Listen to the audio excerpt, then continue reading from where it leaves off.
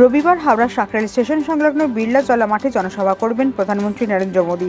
বিকেল 4টায় ওই সভা হওয়ার কথা। প্রধানমন্ত্রীর সভায় রেকর্ড ভিড়ের আশা করছে হাওড়া সদর এবং গ্রামীণ বিজেপির নেতৃত্ব। ওই সভার প্রস্তুতি এখন শেষ পর্যায়ে। প্রধানমন্ত্রী সফর উপলক্ষে শহরের নিরাপত্তা জোরদার করা হয়েছে।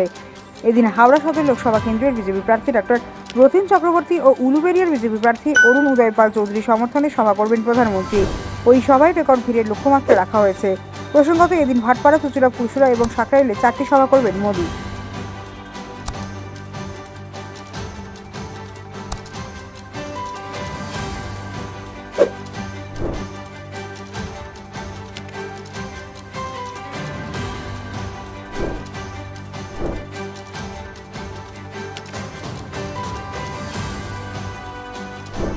মাঠে প্রধানমন্ত্রীর সভা, কতটা প্রস্তুতি এখনো পর্যন্ত নিয়েছেন, কত আপনাদের কর্মী সমর্থক আশা করছেন? এটা তো আমাদের সংগঠন থেকে তৈরি করা হচ্ছে সমস্ত প্রস্তুতির কাজ, এবং তাছাড়া প্রশাসনিকভাবেও প্রস্তুতি চলছে।